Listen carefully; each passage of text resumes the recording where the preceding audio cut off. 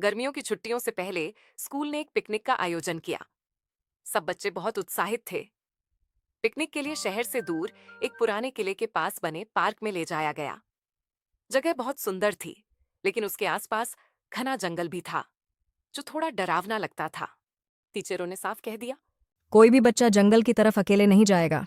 लेकिन जैसे ही खेलने का समय मिला, सब बच्चे अपनी अपनी मस्ती में लग गए। राहुल, सीमा और अंजलि साथ में घूम रहे थे। तभी उन्हें जंगल की तरफ से अजीब सी आवाज सुनाई दी।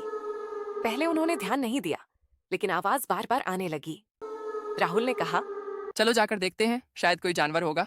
सभी डरे हुए थे, लेकिन जिज्ञासा सब पर भारी पड़ गई और चारों धीरे धीरे जंगल की ओर बढ़ गए। जंगल में जाते ही माहौल बदल गया। हवा ठंडी हो गई और चारों तरफ सन्नाटा छा गया। अचानक उन्हें एक पुरानी टूटी हुई झोपड़ी दिखाई दी। झोपड़ी बहुत पुरानी थी और ऐसा लग रहा था जैसे कई सालों से वहां कोई नहीं आया हो। अंजलि ने धीरे से कहा। मुझे अच्छा नहीं लग रहा, चलो वापस चलते हैं। तभी झोपड़ी के अंदर से किसी के हंसने की आवाज आई। एक डरावनी खौफनाक हंसी। शायद कोई मजाक कर रहा है। जैसे ही हम अंदर गए, अचानक दरवाजा जोर से बंद हो गया। सीमा चिल्लाई। दरवाजा खोलो। तभी कमरे के कोने से एक सफेद साया उभरने लगा। धीरे धीरे वह एक औरत के रूप में बदल गया। उसके लंबे बिखरे बाल, सफेद कपड़े और लाल चमकती आंखें थीं। हम सब डर के मारे जम गए। वह चुड़ैल थी। उसने डरावनी आवाज में कहा। तुमने मेरी जगह पर कदम क्यों रखा? कोई कुछ नहीं बोल पाया। राहुल ने हिम्मत जुटाकर कहा। हम गलती से आ गए, हमें माफ कर दो।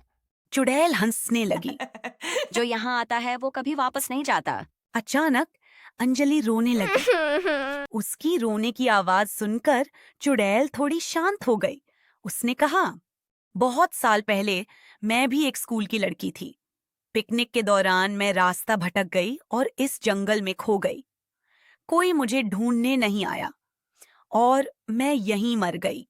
उसकी आवाज में दर्द था। हमें डर के साथ साथ उसके लिए दुख भी महसूस हुआ। राहुल ने कहा। हम आपकी मदद करेंगे। हम सबको बताएंगे कि आप यहाँ हैं, ताकि आपकी आत्मा को शांति मिल सके। कुछ देर चुप रहने के बाद चुड़ैल ने कहा। अगर तुम सच कह रहे हो तो मैं तुम्हें जाने दूंगी। अचानक दरवाजा खुल गया। सब बिना पीछे देखे भागते हुए बाहर आए और सीधे अपने शिक्षकों के पास पहुंचे और पूरी बात बताई। शुरू में किसी ने विश्वास नहीं किया, लेकिन बाद में गांव वालों से पता चला कि सच में सालों पहले एक लड़की इस जंगल में खो गई थी। अगले दिन उस जगह पर पूजा करवाई गई। उसके बाद से वहां कभी कोई अजीब घटना नहीं हुई। उस पिकनिक ने हमें सिखाया कि जिज्ञासा कभी कभी खतरनाक हो सकती है और बड़ों की बात मानना बहुत जरूरी है।